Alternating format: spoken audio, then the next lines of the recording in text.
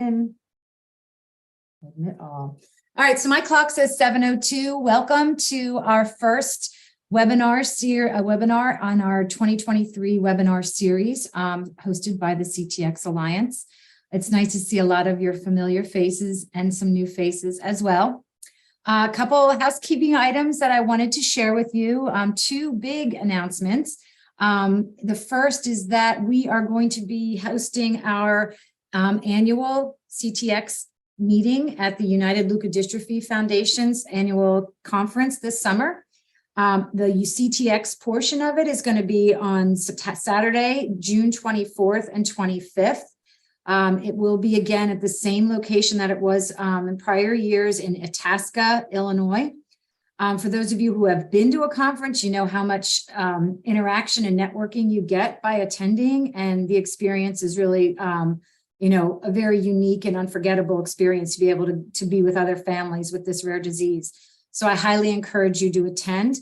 There is a scholarship program that the ULF is offering, and I will be posting some information about that in an e-blast to everyone. So the application to apply is April 1st. So I highly encourage you, if financial reasons can hold you back from coming, there are scholarship funds that are available. So don't let that be a deterrent.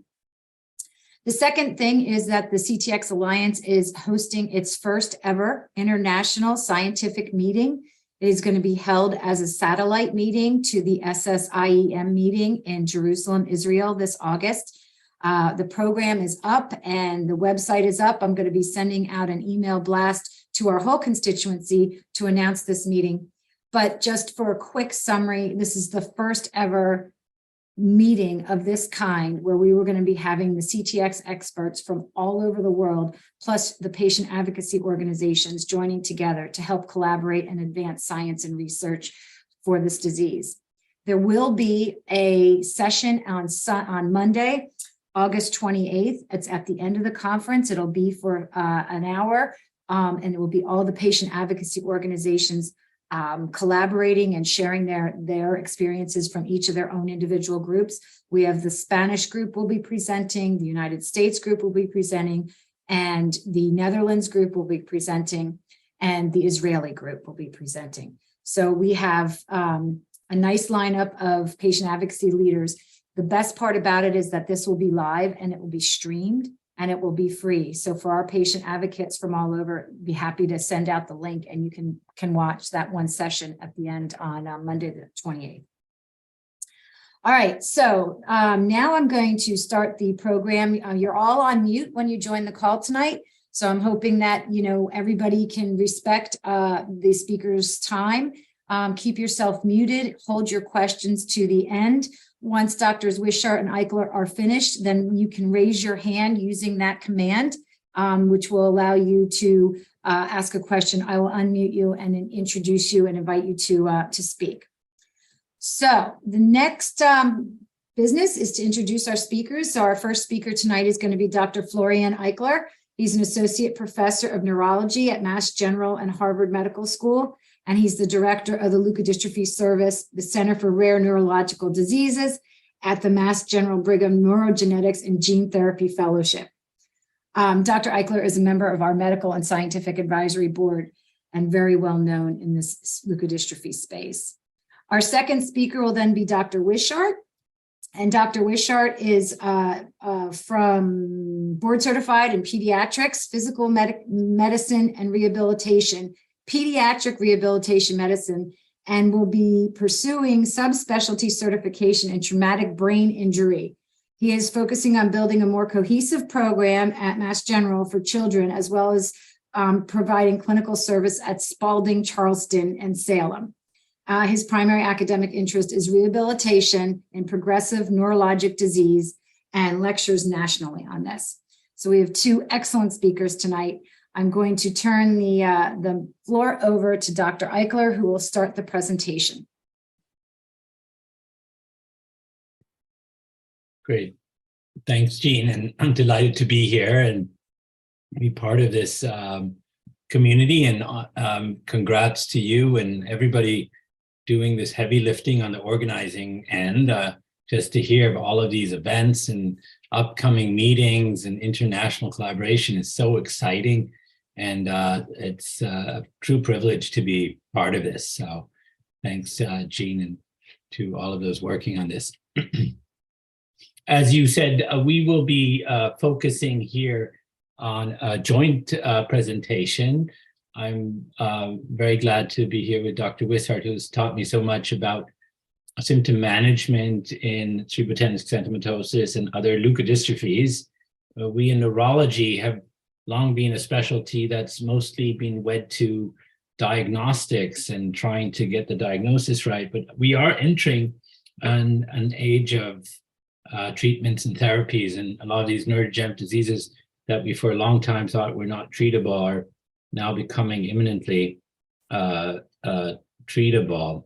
One thing I always talk about to the residents and fellows is CTX, because it is one of those neurologic disorders that if you diagnose it particularly early, you can really treat and make a big difference. And we will be together highlighting not just some of the underlying biology and biochemistry and biochemical treatment, but particularly with Dr. Wishart's help, the symptom management.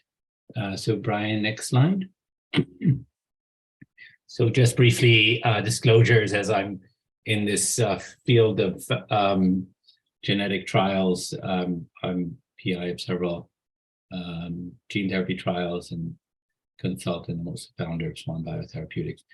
None of these trials have direct relevance to the talk today. Next. So what is cerebrotendinous xanthomatosis? This is a single gene disorder that has a very characteristic biochemical signature and affects various different organs and compartments of our nervous system and body as a whole. And I think it is, for that reason, quite well characterized and detectable if you're aware of it. It affects the brain, it affects the tendons, it through the fatty acid deposits causes xanthomas, and has this characteristic biochemical signature, not just of cholesterol accumulation, but more importantly of cholestanol accumulation due to the defect in bile acid synthesis that we will go into in more detail. Next slide. So just to start with basics, it is a single gene disorder that is autosomal recessive in nature. That means you have to carry two affected copies of this gene called CYP27A1. CYP27A1 encodes an enzyme called sterol 27 hydroxylase that's important to synthesizing bile acids. It's a rare, probably an ultra rare disease affecting about 1 in a million people, but it is probably underdiagnosed, and we think that there are probably a few thousand people in the US, but still worldwide we've only reported a few hundred patients. So there's still a lot of work to be done in terms of disease awareness. As I mentioned before, due to the enzyme defect in CTX, this bile acid synthesis goes awry and cholestanol builds up. Next slide. So as with many biochemical pathways, if there is a defect in the synthesis of a specific substrate, then there is often a secondary increase in synthesis that then can aggravate the biochemistry. And the hallmark here to keep in mind is that of an increase in cholestanol. That is the diagnostic hallmark of this disease. And in a nice recent review by Andrea DeBarber and Bart Duell, this was shown even nicer. Maybe, Brian, you can show the next slide. I think I put that in here. You see here how gene defect in CYP27A1 leads to buildup of this chemical called 7-alpha C4. That 7-alpha C4, as it backs up and accumulates, gives then rise to cholestanol. Because some of these downstream chemicals are not synthesized, there is this, the feedback loop does not occur, and the pathway churns out more and more of these chemicals, also leading here to buildup of 7-alpha, 12-alpha C4, which I understand and have been learning from Andrea DeBarber, that is now helping with some of the creation of newborn screening. I will not go into this in detail because Dr. DeBarber knows so much more about this and will hopefully correct me if I make any mistakes here. Next slide. So the under-recognition and vague symptoms in CTX have often led to a diagnostic delay. And that is unfortunate because if you are aware of the right constellation, you can make the diagnosis clinically quite early. The average diagnosis is 35 years with a 16-year diagnostic delay. It is biochemically easy to diagnose just by looking in blood. Cholestanol levels are elevated. I keep teaching my neurology colleagues who are very fixated on cholesterol that it is not the cholesterol they should be measuring, it's the cholestanol they should be measuring in order to get this diagnosis right. More and more, we're also seeing that on gene panels, the CYP27A1 is also directly identified and then can lead to subsequent targeted testing of cholestanol. Next slide. So just to highlight that Andrea DeBarber has created a wonderful platform at the Oregon Health and Science University Sterile Analysis Laboratory, where a dried blood spot test kit is available. And this is free testing available for any newly diagnosed patient, and is a really nice modality to use initial diagnosis, but also for subsequent monitoring of correction of the cholestanol levels in plasma. Next slide. So CTX was first described by Van Bogaerts and Epstein in 1937. This was in actually two siblings, if I remember correctly, who also had cataracts and xanthomas, at least in one of them. And over the years, we've seen again and again this constellation of symptoms of affecting brain and tendons, and cataracts is what can lead to an early diagnosis. We have together, Dr. Wishart and I, analyzed the literature regarding symptom burden of chronic disease in CTX, and he will go into more detail of this. And I think it's important because we need to educate physicians not just how to diagnose this, but also how to manage symptoms and provide important relief to patients. Next slide. So as most of you know, CTX can be treated with an oral medication, chenodeoxycholic acid, that allows for the correction of the cholestanol levels. This does not occur immediately. It requires about a 3 to 6 month process to lower the cholestanol levels into lower range. But if it is instituted early, it can really help prevent and also stabilize symptoms. If the symptoms are already too advanced, this becomes much more difficult. And so part of the quest is here to identify patients early so that we can correct the biochemistry and save vital function early on. Next slide. So what kind of symptoms should you be looking for? I again and again hear about chronic diarrhea from an early age in patients, early cataracts. I think something that's not been well documented and recognized is speech impairments and also behavioral problems in early childhood. Several CTX patients we know have been diagnosed with autism or autistic features, have required early services.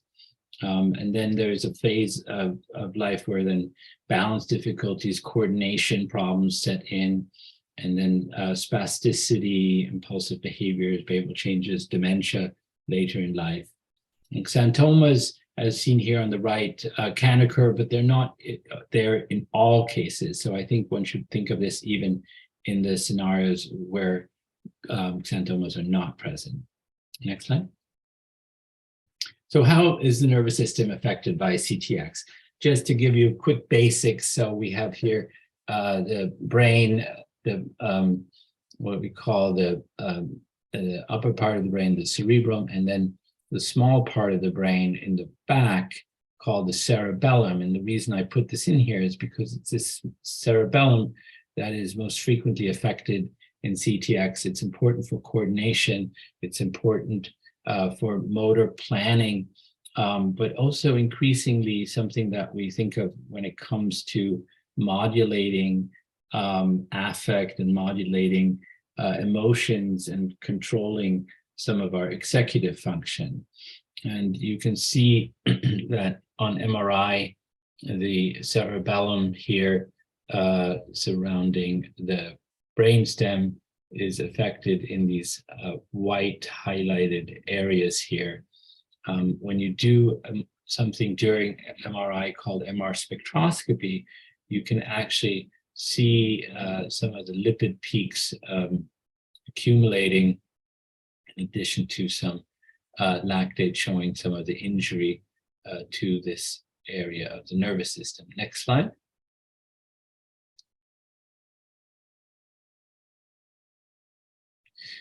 So moving from what parts of the nervous system are affected to what kinds of symptoms arise, when we speak of the cerebellum, the small part, lower part of the brain, is responsible for coordination. Many patients experience something we call ataxia, which is a fancy neurological word for imbalance and coordination problems. Often the eyes are also a part of the nervous system we look at very carefully, because here you can see something called nystagmus. That's the shaking of the eyes or the poorly controlled movements of eyes that can also be a giveaway that the cerebellum is affected. And then as neurologists, we often use these instruments such as reflex hammers and other devices that patients often think we use just to torture them, but it actually teaches us a lot.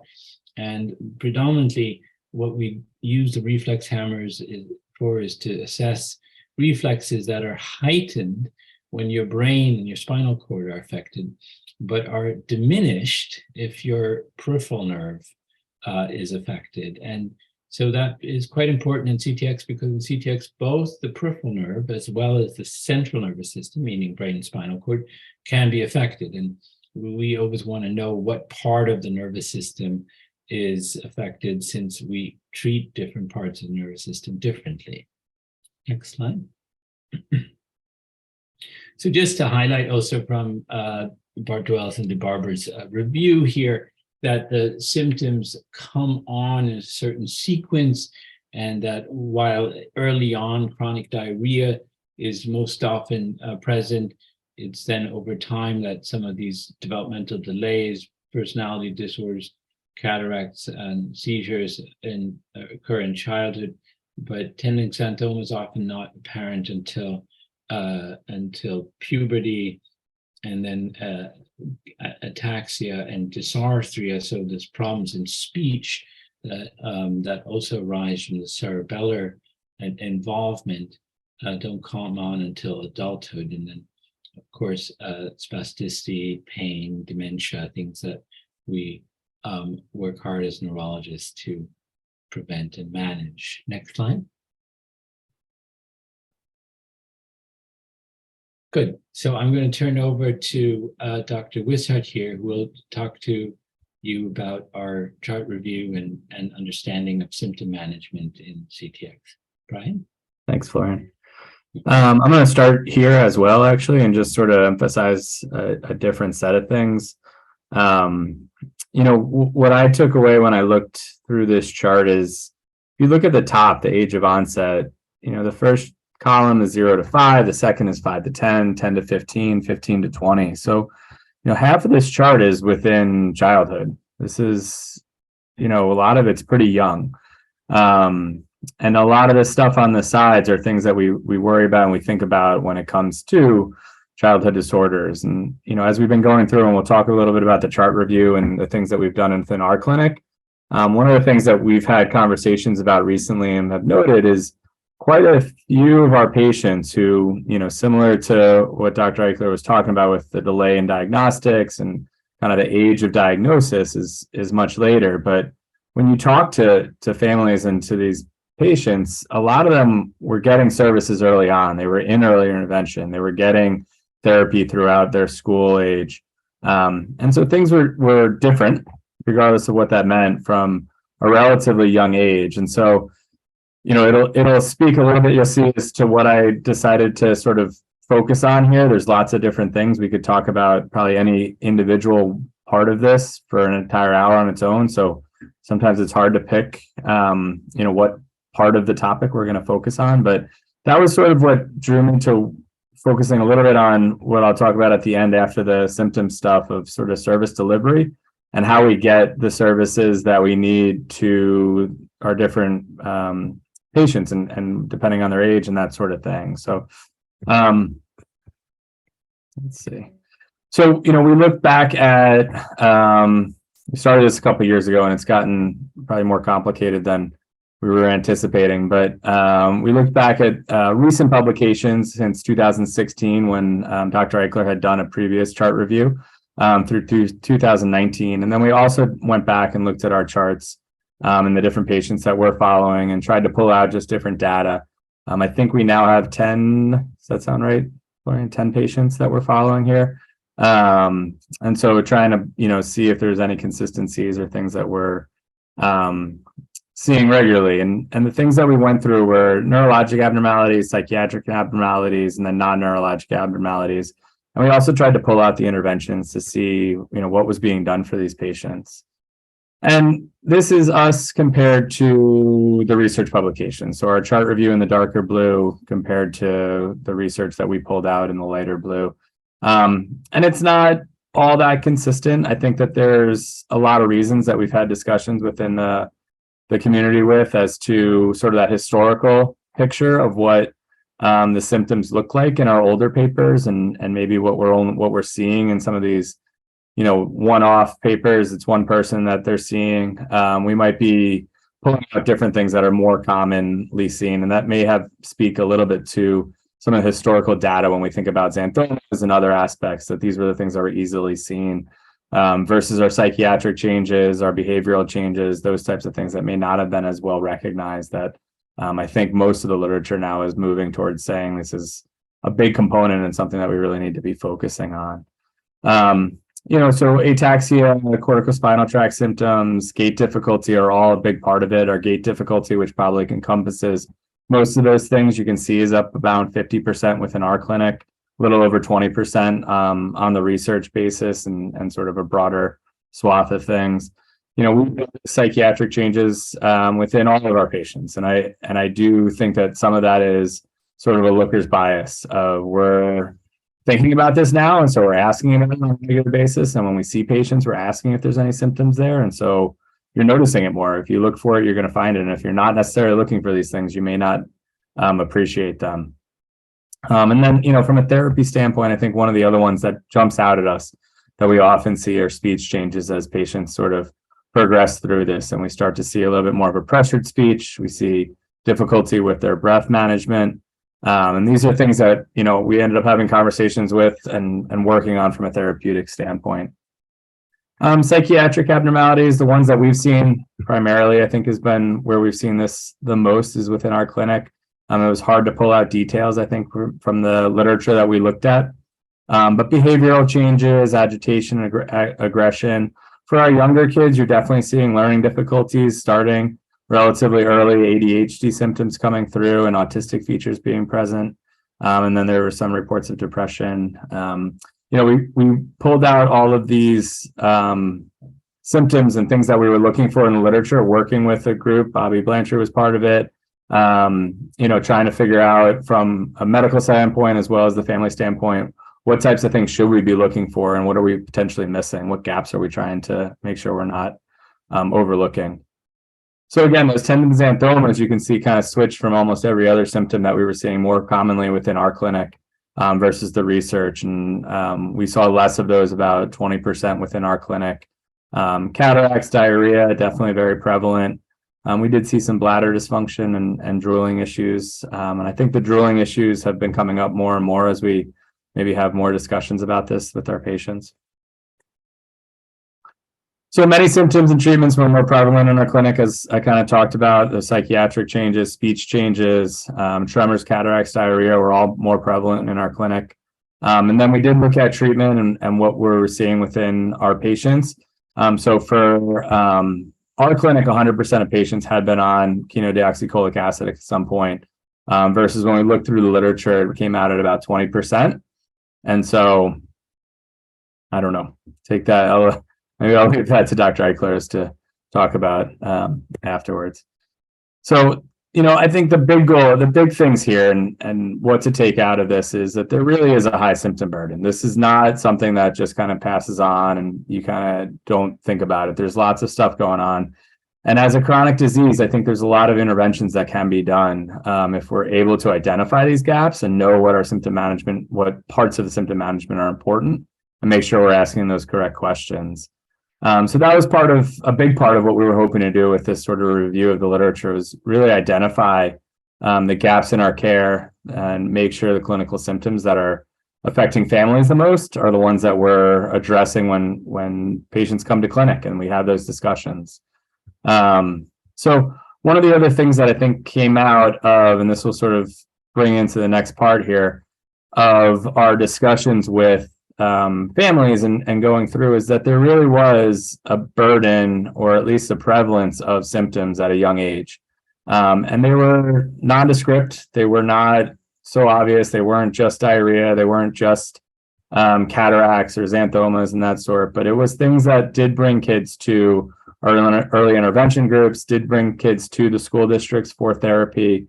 And then ongoing therapy as they aged out of those different spots and had different interests and reasons to do it. So, I wanted to just touch a little bit on how and why we do these types of things and how we make sure that we have access to these types of services as kids are going through.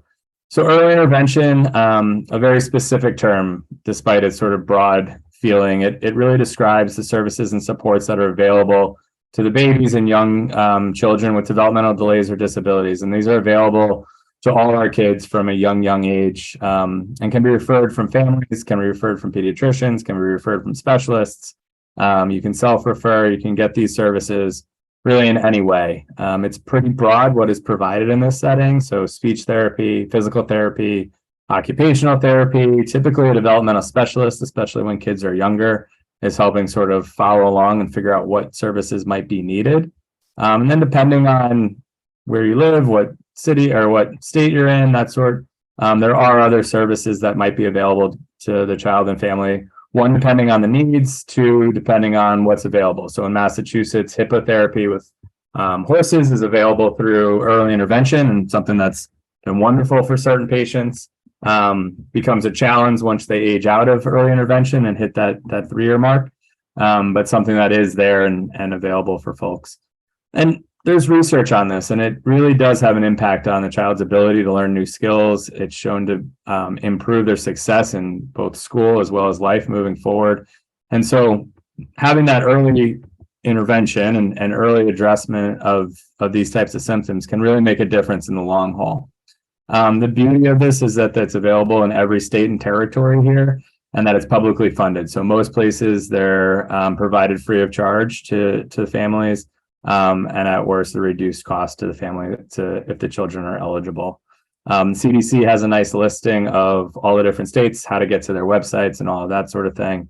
And so easily found. once you sort of aged out, age 3, we start to move to the school districts for services. And this is where we kind of have two different options. One is an IEP program, the other is the 504 plan. And these are similar in the sense that they can provide those services to kids within the school district, but different in how they're sort of managed and that sort of thing. So based on eligibility from an initial evaluation is really specific for the IEP. That's the only way to really get an IEP. They do this full kind of encompassing evaluation. Versus the 504 plan, you can have that initial evaluation, but you also need to have a medical diagnosis, and you can pretty much have that medical diagnosis and bring services to that child almost regardless of, not 100% regardless, but you can bring certain services and accommodations to the child with that. With the IEP, the big thing that's important here is that there's annual goals. So as the kid's going through, your progress monitoring, you're seeing that they're making progress towards whatever goal is set on those initial evals, and then the re-up evals every 3 years. For the 504 plan, that's not the case. This would be a kid with, diabetes or something like that, that they need medical help and they need to go and check their sugars and they need to step out of class and all those types of things. But there's no different goals for them versus our other kids in school. And with that, you need reevaluation. So you want to make sure for our IEP children that we're sort of moving forward in a meaningful way versus that 504 plan that should be just part of their general schooling. Annual renewals are needed for the 504 plan, and with both you can get accommodations and modifications. So I think that's important to note that if there maybe isn't a reason to have an IEP or something along those lines, you can get the needs and modifications or services provided through a 504 plan, even if it's not part of like a progress monitoring or an annual goal type setting situation. These are the types of services that, we anticipate coming in. The typical ones that we would really, think about, like our speech and language services, occupational therapy, physical therapy, orientation and mobility is a very useful one that comes in when there's vision issues that may be useful here if we're dealing with cataracts and that sort of situation. You can have specific vision therapy, hearing therapy, assistive technology, counseling, PCA supports, specific transportation and adapted PE if needed. So things that kind of get in the way when we're trying to get through this. You want to make sure these are sort of specifics. I'm not sure if it 100%, so we'll go quickly through it, but starting early, making sure that you're requesting it within writing and making sure you have the signatures that you need and you keep copies for yourself. So that signature on the consent to eval is the key. So if you don't have that, they can't move forward with things. And that's often the biggest hang up when it comes into timing and that sort of thing.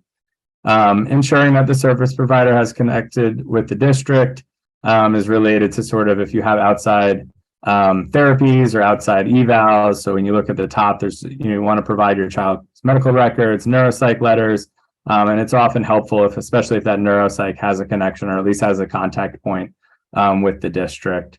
And then following up to make sure that everything is there, right? You can go through all the effort of putting all the different paperwork and everything you need into the right hands, but if they don't keep track of it or whatever, it gets lost, you kind of are starting over again. And so following up in a meaningful time period is really important. And just knowing that you can always ask for support here. So if you want to reconvene, you want to touch base with that team again at any point, you're always welcome to ask them for a redo of some of those meetings. And so, timing is important here. So consent to eval, parents are consent and testing is listed, EI providers. So this is an important part that I wanted to bring in here. We often ask our EI providers to help us with the transition in. And so this is one of those things that we really want done by about 2.5, so that when they turn 3, we're starting right up and we can get going with the services as needed. The evaluations, this 30 to 45 day mark is different depending on the state you live in. I always get them mixed up and have to reach out, but Massachusetts, I think, is 30 days. Pennsylvania, I believe, was 45 days. Depending on the different states you're in, this may differ from side to side, but going through and making sure that you have everything in place and are ready to go, it puts the school on a clock as to when they need to get things done. You then have a team meeting. You talk to the team, you find out what their eval said, what they're bringing to the table, what services they're going to provide. And this gives you an opportunity to ask questions, figure out what you want, and either accept or reject the IEP. And, I often recommend to families, unless it is completely out of the scope and really not appropriate for your child, to do your best to try to accept that IEP. They can make adjustments to the service plan after the IEP has been done. And it often keeps it moving forward versus if we say, no, this isn't working, I want to shut it down and restart. It's exactly what it does, is it restarts it from the beginning, and you're kind of on a new timeline, and it can often push services back quite a bit. And then it goes in, and you want to make sure that all of this stuff, your concerns, everything is addressed in writing. The best kind of special ed providers that I've met respond to everything. Just following up, this is what happened, wanted to, make sure we're all on the same page and knowing that the goals are the same and the family and the service providers are all kind of following the same line there. After that, the thing that I think is important is thinking about what's next, right? So early intervention, school, these are very clear cut times when we're in therapy. Often we're doing therapy around the clock. We're getting it several days a week. We're there all the time. As kids get older, as they get to that 15, as they get to sort of middle school, they don't want to be doing this. They don't want to get pulled out of school. They don't want to be in with different settings. And so outpatient therapy becomes more important, but it's not just outpatient therapy. So I sort of left this a bit vague because I do think it's our outpatient therapies, our PT, OT, speech, that we can start transitioning different goals for, right? Our goals for our school therapies are really to access the school environment, but we want to make sure that we allow this to be, if they want to work on other things like our gait, like our speech, other different things that may not fit it within the model of the school district. And as they age up, they often don't want to even do those outpatient therapies. And that's when that community engagement becomes really important in our adapted sports, our adapted activities, those types of things that involve us in the community, get us connected with peers, get us doing the things that maybe will give us some self-driven activity goals that'll push through for life. And finally, this episodes of care model is really important. This is kind of the idea of where therapy is going. It's kind of how all therapy is being set up at this point. And really, we need to think about what are the goals with this session of therapy. What are we aiming to work on? Is it our speech fluency? Is it our balance? What part of it are we trying to improve? And thinking about that within a 6 to 8 week model, and then coming out and then probably coming back at a different time once we've done some other things like that in community engagement. After this, there's an importance in terms of transitions. We really want to make sure we're thinking about transitioning our kids to that adult service, to that adult therapies. Timing is important, preparation and preparing our kids for service transition, and a coordinated approach. There's lots of stuff that says coordinated clinics, like the one that we've been working on through Dr. Eichler's, are really important and provide better care, where there's kind of a one-stop shop for folks. And there's lots of stuff out there. God Transition's a great one to really go through and think about the specifics that are needed to make sure that we're getting kids ready and getting them to a spot where, as they move into the adult world, they're not, lost and doing their own thing. So starting early, therapy services and tracking, our development and self-management of skills helps us kind of make sure that we're moving towards that position. And then making sure, as Dr. Eichler was saying, educating our other colleagues and our other providers on what's needed for these kids as they move forward. So a little bit of a whirlwind, but I hope that's somewhat helpful. Thank you very, very much, both of you, for going through those presentations for us.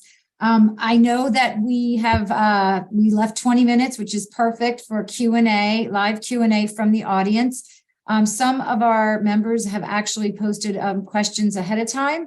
And so if anybody has a new question that they'd like to ask right now, I ask you to raise your hand. Otherwise, we're going to go through some of the questions that were sent in with the registration. So does anybody have an immediate question and wants to raise their hand?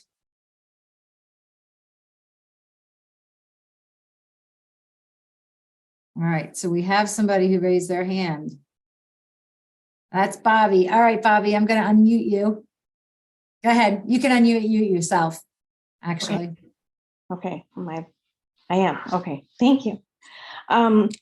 So with two kids with CTX in the house, I know, and even on our Facebook groups, the question that comes up very often is what are recommendations for monitoring CTX. Now we use a neurologist now to monitor their treatment and everything. And I know he has seen a lot of different opinions on that as well. Like, how often should there be an MRI? How often should we be testing the cholesterol? Should we be testing other things? You know, some things that Andrea is looking at, and how often we should do that. And then opinions on like the neuropsych with kids growing. It's been super helpful for us, as you know, especially with educational needs. But how long, and should we continue with those as we go? That's a lot, but I can take a first stab, Brian, and then have you chime in. Let's start with just the cholesterol levels. I think monitoring those every 3 to 6 months in the first year, depending on how abnormal they are, and then thereafter, I think Dr. DeBarber says about every 6 to 12 months. But I think a lot has to do with what you're seeing in front of you. So if there's a specific issue around cholesterol levels, or you're not lowering them, or there are abnormalities of liver, otherwise you might want to monitor more frequently.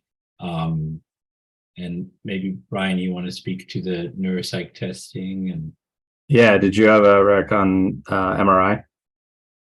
Oh yeah, and similarly, I would say I start with yearly MRIs, but I will start deferring them depending on how good a sense I have of clinical stability, and also regarding risk benefit if sedation is needed.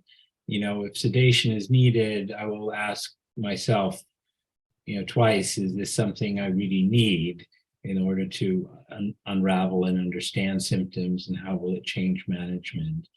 If the patient is able to get an MRI without sedation, that makes it easier, and it helps me also get a sense of how are things evolving. If there's not been any change over the MRI for a few years, I might space things out depending on what the needs are and how symptoms are changing. Does that help?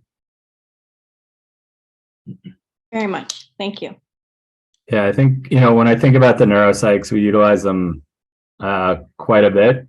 I'm sure if you're getting them currently with folks, you see that there's a big wait list for most of them, like a year out for most places. So we're thinking about them pretty early. Usually the earliest they'll do them is about 3 years old.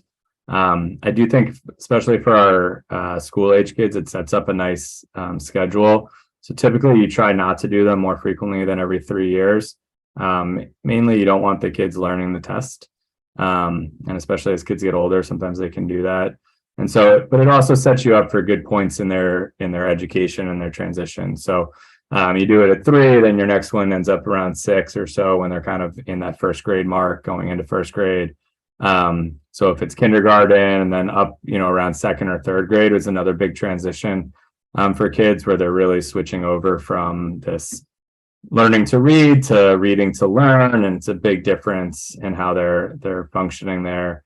Honestly, then the next step would be around 6th or 7th grade when I think about it. They're often put in charge of a lot more in terms of school. They're often switching classrooms. They have to manage where they're going. They have to figure out how to get themselves to that classroom, sit down and settle themselves and get ready to learn after being in the hallway and bouncing around. After that, I will say I often, depending, again, it's kind of similar to the other stuff, space it out a bit. So we usually want one sort of 10th, 11th grade when we're thinking about moving to college. And then it's really, I think, clinically based after that. There's not a lot of, we're we're not asking for specific things from, jobs and that kind of thing. We usually like when kids are going to college because it's different. You don't have a special ed department at the college. Well, you do, but they're not doing the evals. You have to bring to them what accommodations you need. And that's kind of the biggest difference between like high school and college. And so having an updated neuropsych can be really helpful in bringing to the college department and saying, hey, this is what we need to be successful here. And then as folks get older, I think it's much more clinically based. If we see a change in function or something along those lines, but rarely are we doing it. I would say almost never are we doing it more frequently than every 3 years.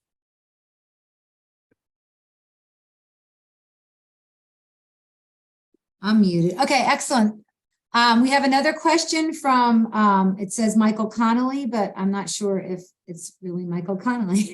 No, my apologies. I'm using my husband's computer and I just realized it's his name, not mine. I'm Catherine. You might know me as Catherine Zonsky. I recently married. My last name's now Connolly as well. I had a question earlier. First of all, thank you both for all the information that you've shared. In the presentation, it was mentioned about dementia later in life. And I have concerns. My maternal grandmother actually had Alzheimer's. So as someone with that in my background, even though I'm stable and have been taking the deoxycholic acid now for probably 15 years, is someone more at risk of developing dementia if they're doing well on the treatment, even if there's a family background? Yeah, I think it bodes well if you've been on chenodeoxycholic acid for a long time, and particularly if you started that at a stage when your symptoms were mild or minimal.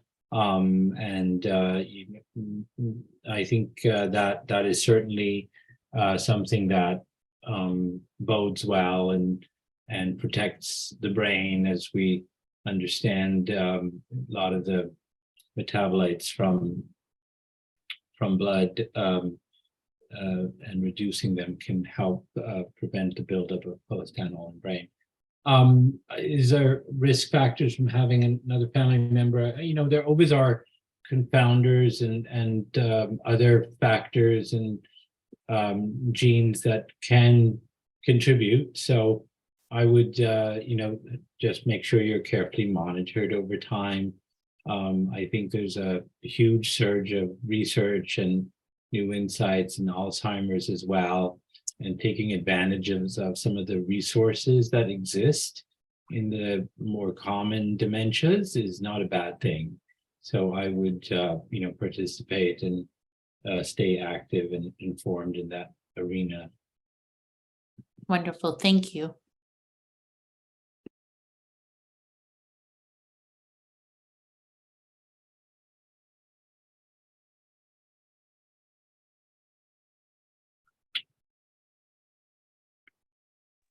All right, so this is your chance. You've got Doctors Eichler and Wishart here available for the next 10 minutes to answer any questions that you have. So don't be shy. Looks like we've got somebody who's raised his hand.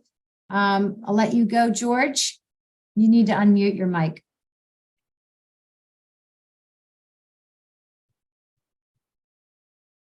I was just, I was diagnosed when I was 33 and I'm 56 now, 33 or 34. And my doctor, Dr. Peter Bosch at the Mayo Clinic, is the one that diagnosed me with the CTX, and he put me on Kenadol back when I had to get it from Germany because there was no place to get it here. And I'm just wondering about the mental effects, anxiety, other types of things like that. Is that a possibility? I know he did mention dementia down the line, but anxiety, just other sort of things besides just dementia down the line. What kind of things, I don't know. I know my gait's getting worse as I age. I'm using a cane now, that sort of thing. So physically, some of us due to age, but some of us, just life, I guess. Exactly. I think, Brian, I'll start and let you chime in. as with any aging process, there is, cognitive slowing that occurs, and there's also anxiety that can play into this. And just like in any population that is aging, there also are other factors that can cause things to spiral and get worse. Poor sleep, excessive worrying can reinforce itself and lead to more and more anxiety. Do we see that? Yes. Are there ways to overcome it? In part, and I think there are, good groups and techniques that can be applied, but keeping to a certain routine, making sure you have a good sleep, having the support system of family and friends in place can also go far.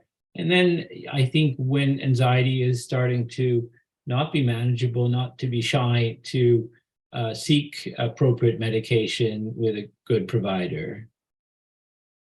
Brian? Yeah, I mean, I would kind of probably echo a lot of that. I think the other thing that has come up is, when we think about sort of the physical and mental kind of components that go together, right? As our gait gets worse, as we're not doing quite as much, as we end up not being outside as much and doing the things that maybe brought us joy, trying to figure out, recognizing that maybe whatever you did, whatever brought you joy in the past, you can continue to do. It may look different. There may be adaptations that need to be done, that sort of thing.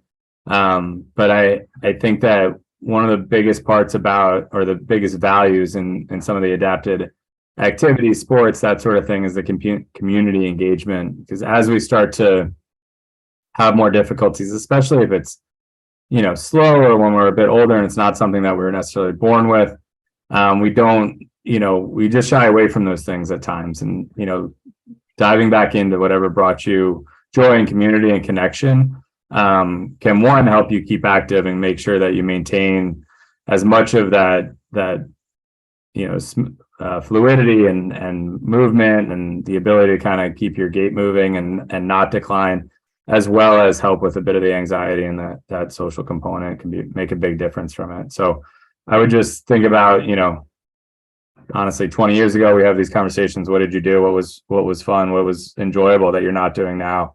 And is there a way to get back into that? It may not look the same, but there are definitely adaptations that can be made to do that. I think it was the ALD conference we were at one point, and somebody said, I used to be such a big athlete.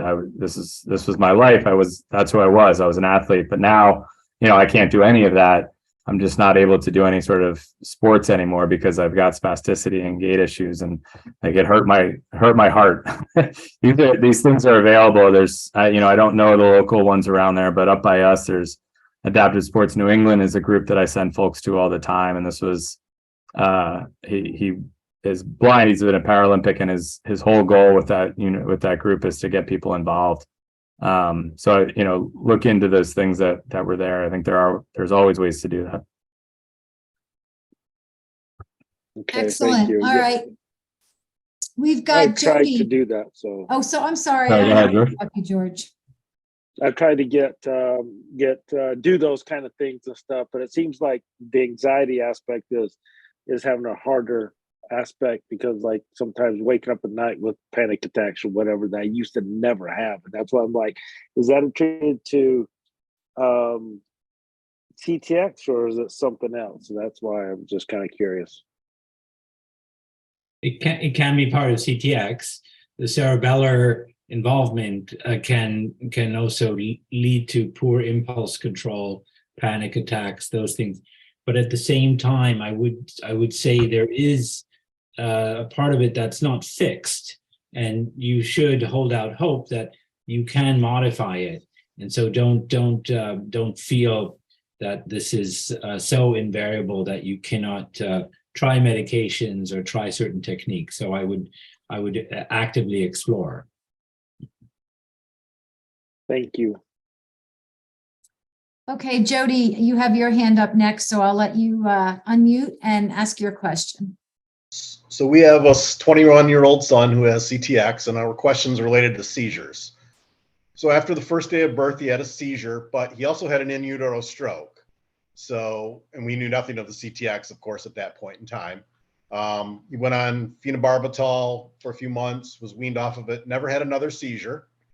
In 2019, when he was 18 and he aged out of his pediatric physician, who always gave him a pediatric flu shot, we went to the local Walgreens and got a regular flu shot. Within 15 days, yeah, he had a seizure. So we go on anti-seizure medication, no seizures. Next year, about the same time, we started to wean off the seizure medication. He'd been seizure-free for a year. Get a flu shot. Within 18, 20 days, has a seizure. We go back on the seizure medication. No seizure for a year. Stay on it. Gets a flu shot in now this is 2021. No seizure that year. We're still on the anti-seizure medication. 2022 gets another flu shot, another seizure within 15 days of having the adult flu shot. Is there any connection that you've seen between CTX, flu shots, seizures? It's just 3 out of 4 years since going from the pediatric dose to the adult. He's experienced a seizure one time within that 2-week or so period of getting the flu shot. So sorry to hear this. Sounds challenging. So not knowing your son, I cannot speak to his condition specifically, but there's a higher risk for seizures in CTX. But in our experience, it's not a recalcitrant disorder, right? Even a normal child can have seizures, particularly in response to high fevers. So I would say what strikes me about your story is the sort of pattern of this recurring after flu shots, and everybody has different vulnerabilities, and also having had an in utero stroke probably also creates some risk, and I would say most importantly learning from your observations and your experience is key. And so taking this to your provider and neurologist and saying, maybe we need to, bridge this period after a flu shot with some extra Ativan or benzodiazepines to make sure that seizures don't occur. Again, that would be something to discuss with your neurologist. But, in rare diseases, we are constantly learning from our own individual experience. There are things we can generalize and things that are just unique. And there sounds like there's a unique pattern here. Okay. All right. Thank you. Okay, Catherine, one more question. You have your hand up again. Oh, you're muted. This kind of follows what George said earlier, but like different things like the spasticity and different things like that, right? So when I have hip pain, is that related to working out, or can you kind of tie a lot of the things back that might be aging, that might be exercise related, back to CTX? So how do you differentiate what the source of whatever you're experiencing might be? Like, how do you know that it's stemming from the CTX specifically? That's I think hard. I think it's a lot of these things are going to be multifactorial. They're not going to be just purely this is spasticity or clearly this is an ataxic and there's nothing else that's leading into it. I think when you start thinking about some of the MSK musculoskeletal stuff, as you get a little older, things don't quite come back as quickly as they used to.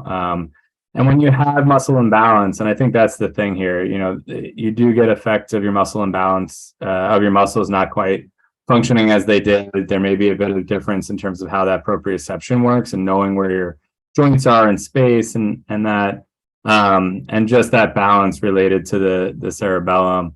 It can set you up for some different forces on the joints, right? You're just not quite as centered as you would be if everything was working appropriately. And so you may be a little bit more susceptible to some joint pain, some difficulties like that related somewhat to the CTX, but it's probably more just set up to be more of an issue related to the CTX. And then, you know, you may have had pain anyway, it just may not have been as severe or something along those lines. I don't know if it necessarily makes a huge difference if it's specifically related to the CTX when you start thinking about how you're going to manage it. You know, at the end of the day, it's going to be similar stuff where you want to give it some time, you want to rest it, make sure things have time to heal, and then move forward related to if you do need ibuprofen or something similar and need to do a course of that, and if it is severe enough, thinking about something like PT. But I would advocate to try to keep moving. Most of the time, joint pain and that sort gets worse as you stop doing the exercise and the activity. Okay, thank you. Okay, we've got, it looks like it's Red DB's iPad who has a question. Okay, and I'm Robin. I think it goes along with George and Catherine. My son's 37, and anxiety, really bad. Depression. I'm listening, you know, to other people, and I had sent in a question asking just that. Is it CTX? Is it special to CTX? Is it life? Listening to everybody, I think it's normal diseases, even if it is the CTX, which it is, but other people have the same thing. So you just treat it like everyone else, right? I mean, there's no special treatment for the CTX other than the medicine you're already given them, and just follow through, treating it as like a normal disorder. Instead of the CTX, we're just treating it as depression then, or anxiety, or hip, or body, or, you know, the ataxia. It's just like everyone else instead of the CTX. We're just treating symptoms, just like anybody else that doesn't have it, right? Yeah, it's a good question, and it is a little more challenging than that, I would say. So, you know, it starts with what kinds of words we use to describe symptoms. So you say the word anxiety, or we say the word depression, but you know, when we think about the nervous system and how it's affecting us, often the cerebellar involvement in CTX is causing a poor impulse control. So it can lead to racing thoughts. It can lead to a type of disinhibition where it's very hard to shut down and to slow down certain thinking. And that can contribute to the impression of anxiety, or when you get anxious, it can aggravate it. So on the one hand, you are right. We don't have any specific interventions for this in CTX apart from, you know, the biochemical correction that we outlined. But we also cannot completely treat it like anxiety in a normal person, because there is this underlying progressive disorder that is changing over time. So you have to constantly go back and forth and employ the kinds of things that are used in the normal aging population, but keep coming back to what is changing with CTX, and then returning back, you know, to exploring the treatments you've been taking. You know, I noticed that he has started one medicine, and then as it's progressed in the last 4 years, now it's a different medicine. That's right. And he can't always focus on, like some people would do deep breathing or music, or, you know, it's harder for him to focus on that. Yeah. So it does change. You're exactly right. So it's a bit of a moving target, and I think just recognizing that can make a big difference. So if you just talk to your provider and say, even though you may not know CTX, just just account for the fact that there might be this disease in the background that might be changing over time. And as long Okay, as that helps. yep. So yeah. Okay. Thank Sorry for you. a long-winded answer. No, actually, it really helped because I didn't know, and just knowing that will help move forward. Help us move forward. All right, if I can just have one question. It looks like most of the questions that were asked through the registration process were answered, but there is one question that hasn't been addressed, and that's diet. Is there a best diet to follow, or do you have any recommendations on diet? So we do not recommend any specific diet to CTX. You know, we obviously recommend use of chenodeoxycholic acid to correct the cholestanol levels. I usually say the most important thing for your nervous system is to have a diet, fresh in produce and low in fat, similar to what the American Heart Association would recommend. You know, something that has is rich in vitamins that are important to the nervous system and the nerves. But I don't recommend a specific diet beyond that. There is, a slightly higher risk for, I think, cardiovascular events in CTX. And so being aware of that and it might, lead your general practitioner to say, is there a role for being on a statin earlier than in other patients? But that's, again, something we don't understand well. It certainly, it doesn't seem to be along the usual known risk factors of LDL elevation. So, but that's just another thing to consider. Yeah, sounds like there's a lot. Robin, you have your hand up again. I want to make sure you have an opportunity to ask a second question. Go ahead.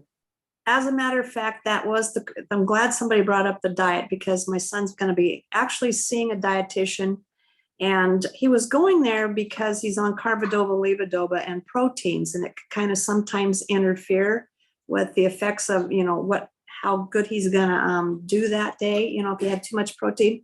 Well, the question, you brought up for health and their diet, seeing a dietitian, I wanted to know, is he supposed to be avoiding as much fat as possible, or is fat good for him? They just stuck him on a statin drug, a really low dose. But again, I'm always at the back of my mind, well, if he's getting too much cholesterol, lipids, whatever, is that going to make it worse, or does the Canadol kind of take care of that? 2 or 3 questions rolling around in this. I'm sorry, I'm not more specific, but it kind of all works together. Yeah, I mean, I don't know the specifics here, and I think the devil's all in the detail. You're right that not all lipid is bad. Lipid's actually important part of energy metabolism, and most of our nervous system is made up of lipids that are part of the myelin sheaths, these insulating sheaths around the nerves. But I think there's having a well-balanced diet that is careful about consuming enough vitamins and fresh produce you cannot go wrong. I'm a little confused about the levodopa carbidopa question with a dietitian, but we can take that offline. If you have questions, you can connect. She was just saying the way the body absorbs it, if he's getting too much protein, then he may not get the best effects from it, helping him walk. That's kind of what they're using to help him walk better. The spastic, he kind of starts freezing up a little bit. He only gets it twice a day, so there's a small window of time. And if it's affected by diet, like she was saying, she's not, some patients, too much protein will kind of block it and you won't get the full effects of it. Yeah, I think a good dietitian pays attention to all of these aspects of digestion. And I don't know, Brian, if you had other thoughts. No, I think, the varied diet, there's lots of stuff out there. I could talk about diet and stuff, but I don't think it's specific to CTX. And All right, well, it looks like we have answered all the questions. There's no more hands that are up. We had a wonderful first webinar Zoom. This was There is fantastic. something in the chat that Oh. just came up. I didn't see it. Okay, let me just go and get that. you get xanthomas in other places than the tendons.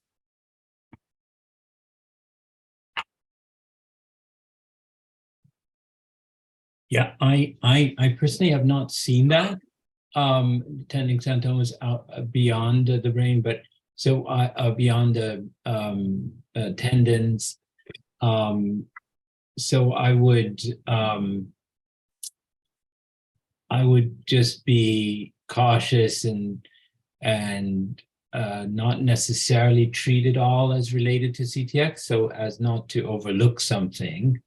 Sometimes there can be infections and inflammatory reactions that can cause this kinds of brightness. So to repeat studies and understand how persistent they are and what the clinical correlate is probably the right thing to do.